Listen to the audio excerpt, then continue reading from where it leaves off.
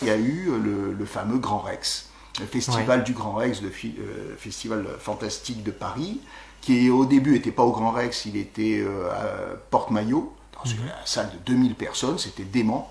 Et j'y allais aussi encore avec mon père. Alors lui, c'était pas son truc, mais je le traînais là, et puis alors c'était génial, c'était l'après-midi, et il y avait 3 films d'affilée, des films de 2 heures. Donc, alors il y avait Les Dents de la Mer, il y avait des Gremlins, il y avait beaucoup de films de la Hammer aussi. Alors là, on avait que ça à se mettre sous la dent, si je puis dire, ces films de vampires. Alors bon, avec Peter Cushing, Christopher Lee, moi j'étais un petit peu biberonné à ça, Frankenstein, les gros classiques. Voilà, tous ces grands mythes de l'époque, mais bon, il n'y avait pas encore le Fulci, il est arrivé justement début 80, 82, et là, ça a été une grande respiration. Voilà, alors j'allais tout le temps, et il y avait des petits fanzines aussi, dans les coursives, et avec un certain Robert et Alain Schlokoff, un peu barbu, qui de était l'écran là, fantastique, voilà, qui était là et qui vendait des trucs dépliants. Et à l'intérieur, il y avait le Frankenstein avec Christopher Lee. Étonnant, parce que Christopher Lee, c'est Dracula. Et là, je me suis, avec encore des lentilles blanches, tout recousues et tout, je me suis dit, mais c'est Frankenstein, Christopher Lee. Ça m'avait marqué, j'avais 15 ans. Et le poster, c'était donc un fanzine qui se dépliait en 16 parties. Et alors je l'avais acheté, on rentrait avec des sacs de poubelles remplis, tu vois, des trucs pas possibles. Et puis sur grand écran, c'est là que je me suis dit, bon sang, il faut que je fasse des affiches de films d'horreur. Parce que pour la petite histoire, je faisais beaucoup de bandes dessinées. Mon maximum, ça a été 4 planches pour raconter une histoire de vampire avec des calèches, enfin du Dracula, quoi. Voilà. C'était mon délire. Et puis je me suis dit, j'en ai marre. Dessiner 15 000 fois le même personnage. Je me suis dit, on a marre. Et puis en plus, ça sert à rien parce que qu'est-ce qu'on va voir? On va voir la couverture. Et avant d'acheter, si on l'achète, les gens ils voient la couverture. Oui, c'est ça. Donc autant vendre un truc vide avec une belle couverture. C'est un peu ce que j'ai fait avec la vidéo après, c'est-à-dire peu importe, à la limite, le film roule, tant pis. Il fallait arriver à le vendre via le... Mais oui, il faut créer le désir. Donc, et alors je me suis dit, laisse tomber les petits dessins, les trucs, fais une belle affiche et ça va bien servir le film et voilà, et ça se verra. Alors, comment se déroule la réalisation d'une affiche, la préparation justement du poster final, de la composition finale? Est-ce qu'on vous donne des photos de référence? Est-ce que vous obtenez des choses de la part des studios pour pouvoir vous lancer? Est-ce qu'il y a un cahier des charges précis à respecter avant de se lancer? Genre de mot qui écorche l'oreille, ça, j'aime pas ça. Moi, je suis un électron libre, tu vois, alors, cahier des charges, appel d'offres, ça c'est des trucs...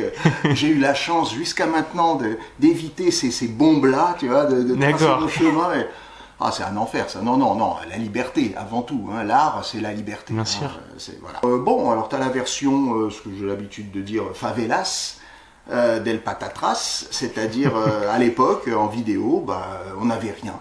On n'avait même pas la vidéo. Des fois, j'avais une vidéo d'un film anamorphosé, c'est-à-dire, c'est la version aplatie cinéma qui a été mise en vidéo. Donc, tu as un truc... avec les tronches à l'alien, comme ça. Donc, comme c'est des films d'horreur, c'est pas grave. Alors, tu te mets ça dans ton magnétoscope qui lui aussi te met des bandes. Alors, t'as un effet vraiment... c'est de l'impressionnisme à ce niveau-là. Bon, donc, on voit pas grand-chose. Des fois, en plus, c'était des vieux films, tu vois, des ressorties qu'il fallait lifter et faire des choses un peu plus intéressantes et modernes pour l'époque. Parce qu'à l'époque, ce que je faisais, c'était moderne. Et maintenant, ce qui est bien, c'est que... qu'est-ce que c'est 80s? C'est marrant, comme quoi, voilà, hein, t'es ultra moderne, t'es branché à un moment. Puis et là, maintenant c'est vintage. C'est vintage, mais ce qui est pas plus mal. Hein. Et à la limite, il y en a qui tombent à la poubelle, c'est terminé. Puis il y en a d'autres qui s'en sortent et on se rend compte. Ça, c'est la fameuse, comment on appelle ça, la courbe, si tu veux, de la fame. En gros, c'est si un truc est de qualité à une époque et marque son temps. Moi, j'ai essayé de marquer vraiment, je le dis. Sans humilité, c'est-à-dire je voulais faire des œuvres d'art tout le temps, hein, l'obsession de laisser quelque chose, de montrer ce que j'étais capable de faire, donc de mettre le turbo tout le temps, à fond. Et voilà, alors à l'époque on s'en rendait pas compte, les gens disaient c'est sympa, c'est bien, c'est nouveau, c'est frais, et puis en plus c'est très vidéo, forcément, ça venait de sortir.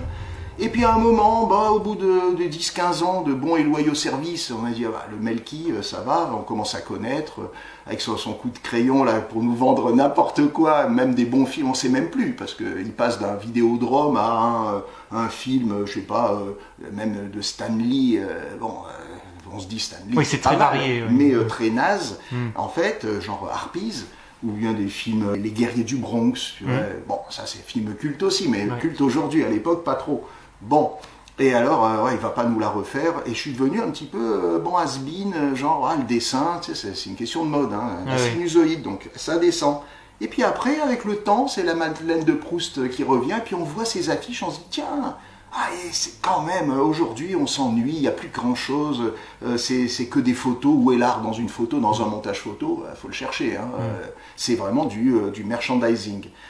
Alors, on se rattrape à ça, et puis il se trouve que je continue. Donc c'est ça, je suis pas encore comme un moustique dans l'ambre, complètement bloqué, tu vois. Je continue encore à bouger quelques ailes, voilà.